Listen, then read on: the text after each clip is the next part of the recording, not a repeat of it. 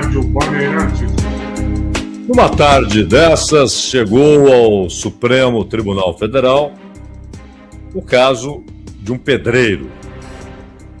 Uma disputa que ocorreu na Justiça do Trabalho no Mato Grosso, que entendeu que o pedreiro tinha razão. A empresa recorreu, levou o caso ao Supremo e lá chegou. O trabalho de um pedreiro, e é disso que se trata, essa disputa judicial, é sobre a natureza desse trabalho, a natureza da relação do trabalhador com o capital que o contratou sua força de trabalho. É um trabalho que não pode ser feito por qualquer um. Ele trabalhava 11 horas por dia, de segunda a sexta, e mais uma parte do sábado. Então, chega-se facilmente a 60 horas semanais de trabalho. Meia hora para o almoço. Meia hora. Não, mas há o limite. Não pode trabalhar 60 horas durante a semana. A empresa alega que era uma relação entre iguais. Uma relação entre empresa. O pedreiro, diz a empresa, não era seu empregado, não era seu funcionário. Era uma empresa. Um contrato entre empresas. E, portanto, sem essas limitações da legislação. O trabalho de um pedreiro, e eu tive alguns tempos na minha vida, e tempos no plural, porque foram tempos distintos, não foi algo consecutivo, em que eu trabalho braçal, né, em obras. Eu não tinha capacidade para ser o pedreiro, menos ainda o mestre de obra. Então era trabalho braçal. Tanto na roça quanto na cidade. Na roça é diferente, porque fazíamos algo grande, uma ponte, que deveria suportar caminhões abarrotados de soja, portanto, na época, hoje muito mais, né? Mas na época um caminhão levava 30 toneladas de soja. Hoje eles têm bitrens para levar soja. É um negócio impressionante. Na época não, era o padrão, né? 30 toneladas. Então a ponte tinha de ser muito boa. Mas você fazia o trabalho individualmente, muitas vezes estava sozinho lá no meio do mato, quebrando pedra com marreta. Então você dita o próprio ritmo, o próprio tempo, quando é que você vai parar para beber água, quando é que você vai parar para fazer outra coisa, porque eu não estava ali para isso, mas para trabalhar com tudo, né? Era empregado, era o peão. Então você lida com gado, você alimenta o gado, você busca o gado no pasto, você conserta a cerca, e de repente foi necessário trabalhar numa obra. E havia, claro, um pedreiro, esse sim, consciência para ser pedreiro. Ele tinha a obra toda na sua cabeça, mas precisava de gente para fazer o trabalho braçal. Mas na característica da roça, cada um fazia o seu, no seu tempo, no seu momento, solitário, lá, quebrando pedras com marreta, né? Ou enchendo uma carreta com brita ou com areia, etc. Numa construção na cidade é completamente diferente. O trabalho funciona quase com a mesma lógica de uma linha de produção, porque cada um tem determinada função naquele momento, e se alguém para, ele quebra essa lógica de linha de produção. Então você não determina a hora da parada, a hora disso, a hora daquilo, né? Aquilo tem de funcionar como uma engrenagem. E mesmo naquele, acredito que eram 8 horas por dia. Então, dia após dia, o voltar para casa é um voltar lento, né? A lentidão produzida, provocada, determinada pelo cansaço físico e cumulativo, né? É um cansaço cumulativo. E aí você recupera a energia toda no dia de descanso. Mas 11 horas por dia significa não apenas horário de chegar, ele começava a trabalhar, como ele contou aos juízes, às 7 da manhã e trabalhava até às 6 da tarde. Trabalhava até 6 da tarde, das 7 às 18. Com meia hora para o almoço. Segunda a sexta. E sábado, período da manhã.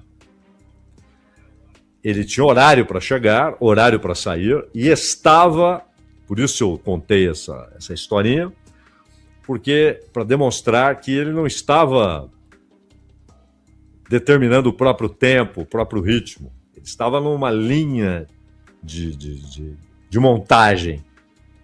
Aquela construção tem a mesma lógica de uma linha de montagem. Se alguém para, você interrompe, você quebra as correntes da linha de montagem numa fábrica ou de uma construção, de um prédio, de um hospital, de um edifício, não importa. É diferente do pedreiro que é contratado para fazer o trabalho em uma casa, ou mesmo em um prédio, ou em um hospital. Ali ele é um prestador de serviço. Ele foi contratado, às vezes ele ganha por dia, às vezes ele ganha pela empreitada, né? A empreitada já vem com preço fechado, mas aí sim, é um prestador de serviço. Nesse caso, desse pedreiro no Mato Grosso, não. Não. Ele era parte de uma grande engrenagem. Ele tinha horário para chegar, horário para sair, horário para almoçar, funções específicas. Ele tinha de estar lá todos os dias. Ele não poderia falar, olha, eu vou fazer esse trabalho em 3 dias. Não, não, não. Todos os dias. Ele é um empregado clássico. Clássico. É um trabalho muito pesado, muito difícil. E por essas 60 horas semanais, então nós chegamos aí, dependendo do tamanho do mês, mas vamos colocar 240 horas mensais, ele recebia 3.500. Chegou lá com a carteira de trabalho. Não registraram, não colocaram coisa alguma na carteira.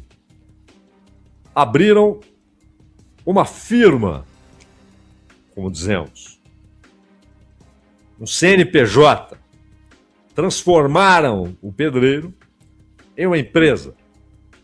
E aí provavelmente disseram, ó, em vez de 3 você ganha 3.500, porque aí você não... E claro, chegou a hora de lidar com isso, com a verdade disso. E ele foi dizer à justiça, eu não era um prestador de serviços, eu não era uma empresa, não era um contrato entre empresas, eu era um empregado. Bom, eu falei dessa experiência, que é muito, muito menor, porque é uma experiência apenas do trabalho braçal, que é cansativo. Então o pedreiro, ele tem também o esforço mental, o trabalho mental, assim como o mestre de obras. O pedreiro, ele tem a obra, a sua totalidade, o seu conjunto. O meu trabalho era braçal, fazer força. O pedreiro não. Ele tem de dar uma lógica. Como disse o Chico Buarque, o desenho mágico ou o desenho lógico. Isso está na cabeça dele. Qualquer erro desfaz tudo aquilo que estava projetado. Então não é apenas o esforço físico que nós tínhamos, e o cansaço era apenas físico, o dele também é mental, mas também físico. Assim como o mestre de obras, ele tem uma responsabilidade imensa, e como engenheiro, obviamente, Mas o pedreiro ele tem essa combinação do cansaço mental, da pressão, da expectativa, da tensão com o esforço físico. Ele também faz o trabalho braçal. E 11 horas por dia, 6 dias direto e depois mais uma parte do sábado, portanto, 5 dias com 11 horas e mais uma parte do sábado, portanto, 6 dias, só tinha um domingo de descanso, com horário para chegar, horário para sair. Esse desenho lógico, desenho mágico, o tropeçou no céu como se fosse um bêbado, o comeu feijão com arroz como se fosse um príncipe. Essas genialidades é do cara que não precisa experimentar para enxergar, né? Esse é do artista, do grande artista. Ele consegue experimentar na alma, na visão sociológica, histórica, na sensibilidade. Ele não precisa experimentar para saber o que é e escrever coisas tão formidáveis, né? E o Chico Buarque, muito mais novo, já havia passado pelo tema em Pedro Pedreiro, essa parte que eu citei, é uma das obras mais sofisticadas, mais brilhantes do Chico Buarque, que é Construção. Mas lá no começo da carreira, com Pedro Pedreiro, ele fala da situação do ficar para trás. Do ficar para trás. O ficar para trás. Na história, na vida. E a esperança. A esperança do aumento para o mês que vem. A esperança do trem para ir embora. A esperança de uma vida nova. E a esposa esperando um filho para esperar também. Ou seja, o artista de altíssimo nível, genial, ele consegue ver sem a experiência física. Nós não. Então precisamos apelar à experiência física, mas também à obra do artista. E essa situação chegou ao Tribunal do Trabalho em Cuiabá. Muito bem.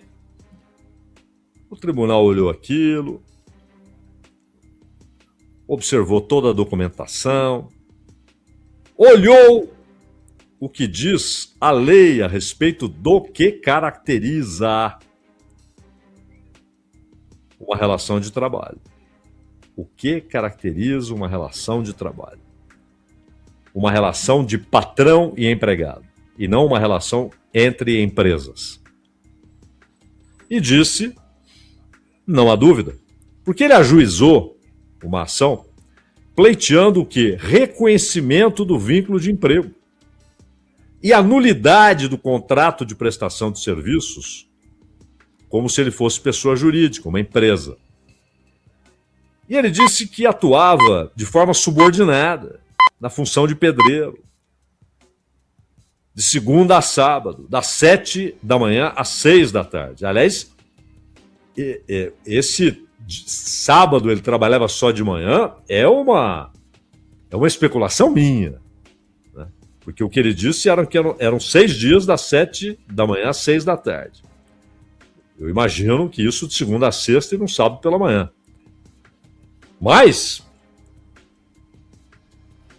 é uma relação entre empresas, então por que não sábado à tarde também?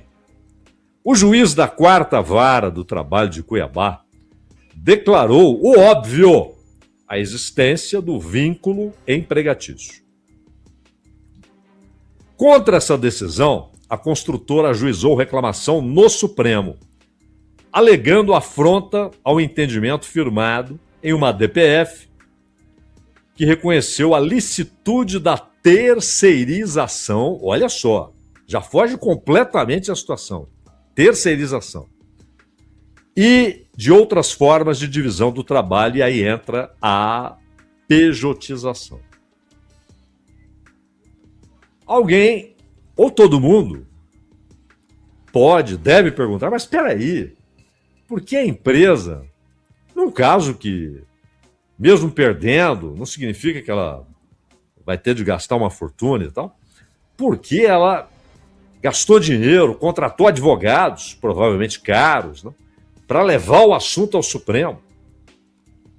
E, inicialmente, o André Mendonça, que recebeu o caso, ele havia determinado a suspensão do processo. Falou, não tem julgamento, não tem nada, processo suspenso até o julgamento definitivo do tema 1389 de repercussão geral. Nós já vamos falar sobre isso. Só que a construtora falou, não, ministro. Aí ela opôs embargos de declaração, apontando omissão quanto ao pedido de cassação da decisão trabalhista. Por que a empresa contratou advogados por um caso que não era caro, não se tratava da sobrevivência da empresa, nada disso. Muito pelo contrário.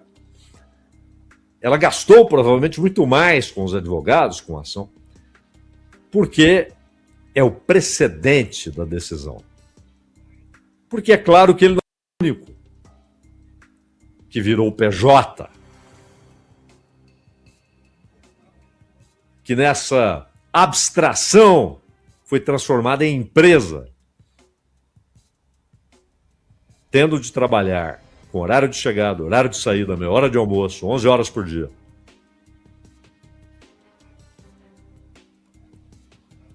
É claro que não é o único caso. Então a preocupação não é com o caso em si, a preocupação da empresa, mas com o precedente. Porque isso se multiplica, e se multiplica, e se multiplica. O que o Mendonça queria esperar é algo que, se tivesse o Brasil numa situação normal, haveria mais um imenso debate nacional, manifestações, porque o Supremo, inclusive, assim como aconteceu no caso do marco temporal das terras indígenas, o Supremo vai muito devagarzinho, porque ele sabe que é algo imenso que está em discussão. Os indígenas se mobilizam. Você tem 2, 3 associações muito fortes. Mesmo assim, sofrem reveses, têm dificuldades. O que já estava decidido, o Gilmar Mendes fez com que se tornasse tema de discussão. Se já estava decidido pelo próprio Supremo, tornou-se tema de discussão. Agora, esse caso que será julgado pelo Supremo é a essência dos direitos históricos dos trabalhadores brasileiros. E algo muito sério nessa história, porque argumenta-se, mais um dos milhares de sofismas que são despejados todos os dias sobre a sociedade e particularmente sobre os trabalhadores, o sofisma é, não revoga-se nada. Apenas estabelece-se alternativas, são estabelecidas alternativas, legitimidade e legalidade para outro tipo de relação. E é óbvio que aquilo que não foi abolido, cancelado, derrubado formalmente, será abolido, derrubado, cancelado, desaparecerá pela decisão do mercado. As empresas só contratarão de acordo com a nova modalidade. Lembra da carteira verde e amarela do senhor Paulo Guedes? Não, é uma alternativa, não vai substituir a outra. Claro que iria substituir a outra depois de um tempo, a outra desapareceria. Porque seria assim, só contrato com a verde e amarela. Com a azul, não. E ainda o golpe simplório, né, de colocar verde e amarela. Né? Estamos fazendo pela pátria, pelas cores nacionais, pelos trabalhadores, para que haja mais emprego. Sempre esse argumento é utilizado. O Milei está destruindo os direitos dos trabalhadores, diz que é para produzir mais emprego. Como vai produzir mais emprego com a destruição do parque industrial? O que faz a empresa contratar é a necessidade econômica. A relação com o trabalho, salário pago, direitos, etc., isso tem a ver com margem de lucro. Então a empresa busca maneiras de obter uma margem maior de lucro. Mas contratar ou não é uma decisão determinada pela demanda de seus produtos, de seus serviços. É a lei econômica, fundamental, elementar. E isso vai ser discutido no Supremo. E todos os sinais que o Supremo emitiu até aqui são ruins para os trabalhadores. São aprofundamentos do processo que foi iniciado de destruição de conquistas. Não são presentinhos, não são benesses, não são benefícios. São conquistas que, na verdade, embutem um reconhecimento geral de que o trabalhador não participa da riqueza que ele produz. Primeiro, ele é alienado do que ele produz. Por isso, não é o trabalhador que é contratado, é a força de trabalho. Porque depois ele é alienado de si mesmo.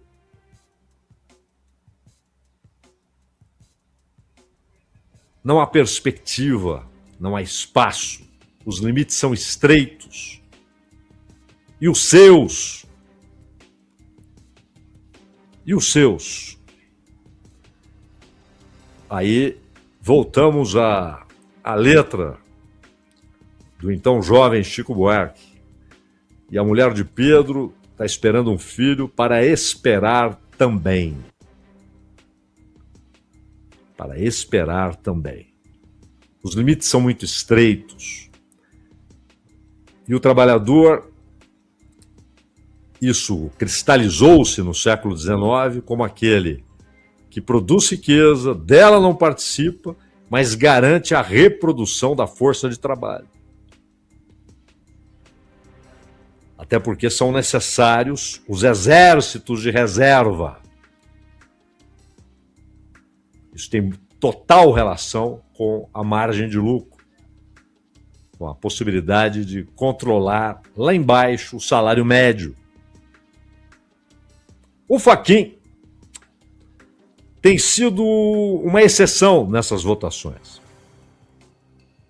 Mas, como exceção, obviamente, o nome já diz, é voto vencido. Quase sempre é o voto para que se aprofunde esse processo de desmantelamento de direitos e conquistas. Quando eles foram com o embargo, o André Mendonça, ele concordou com a empresa. Analisou os embargos e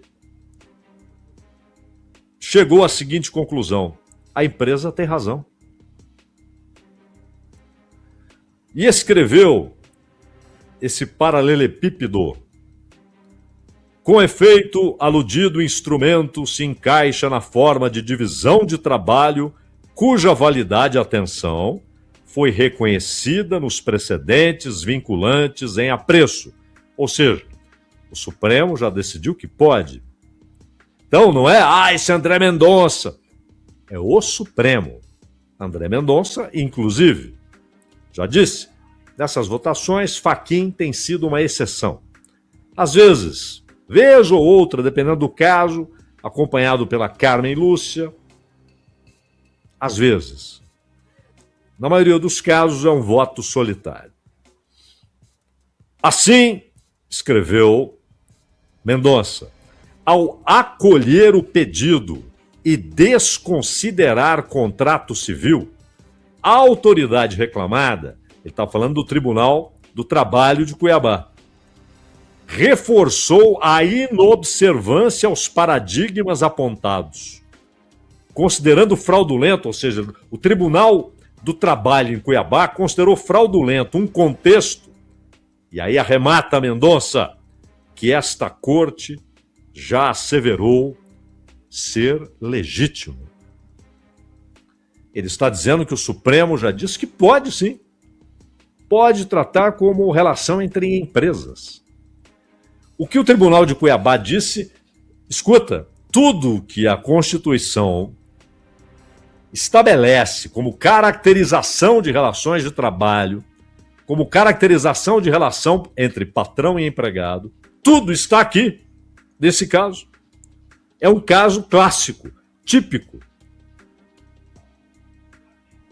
de relação entre empregador e empregado. Ele não é uma empresa, ele é um empregado.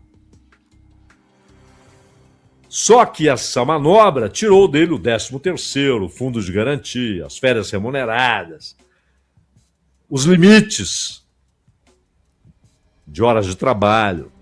Ele é uma empresa. Ele é livre. Ele é senhor do seu trabalho.